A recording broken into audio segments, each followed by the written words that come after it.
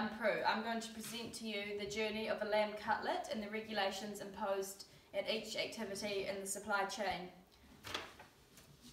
A lamb cutlet is a particular cut of red meat produced in New Zealand, with the majority exported to North America, the European Union and many other overseas markets. Silver Fern Farms is New Zealand's leading red meat company, which exports over $2 billion of red meat annually, and I will discuss the journey of a lamb cutlet in relation to Silver Fern Farms. And here is my map highlighting the two most important stages for a lamb cutlet.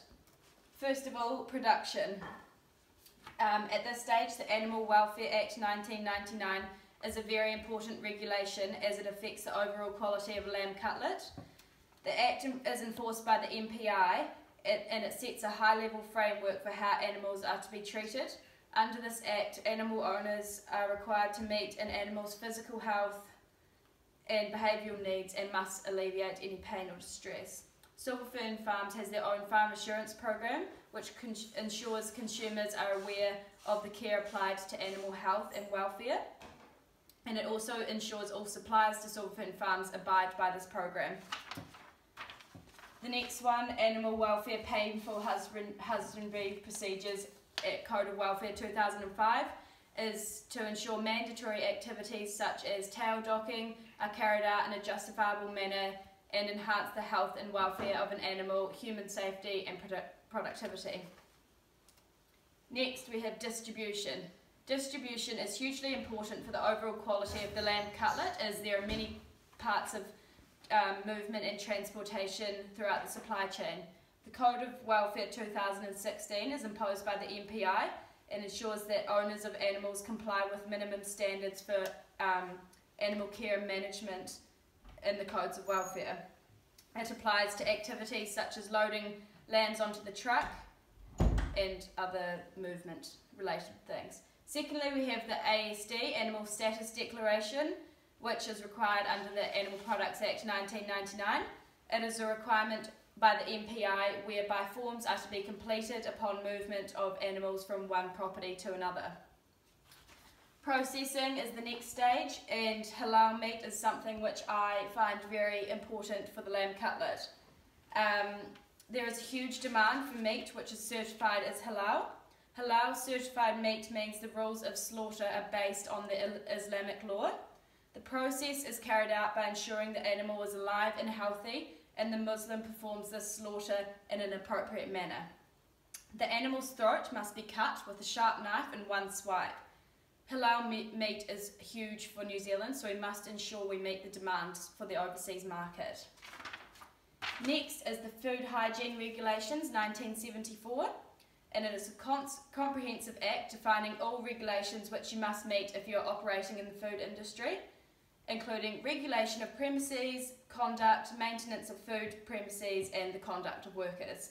In relation to the processing plant, it defines all hygiene standards which must be met at this particular activity. Next we have the Food Act 2014, an extensive act covering requirements for every participant in the supply chain, and it applies to Silver Fern Farms in the processing stage because they must ensure food manufactured is safe and suitable to eat. Next we have labelling.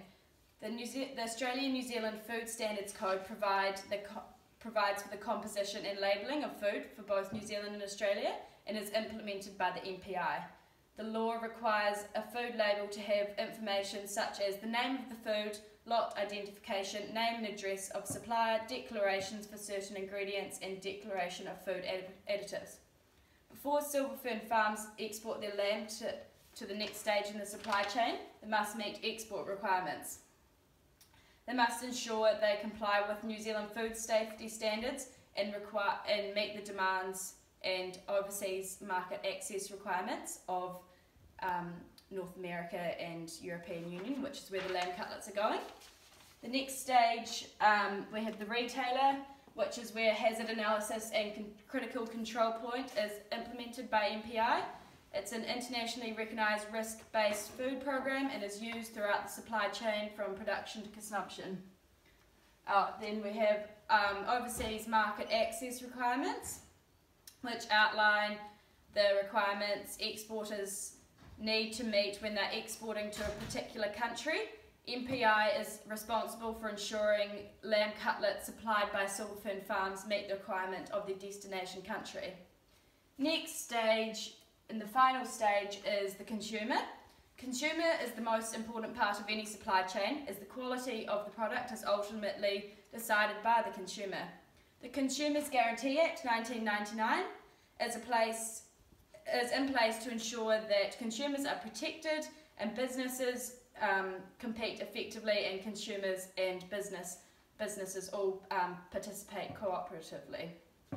The next is the Australia-New Zealand Food Code, which is set up for traceability reasons. Traceability is the ability to track any food through all stages of production, processing and distribution, and is also important at retail. And it is hugely important for the consumer if there is an issue with the lamb cutlet. They are able to trace where the contamination or food safety issue has occurred. Okay, thank you for listening to my spiel.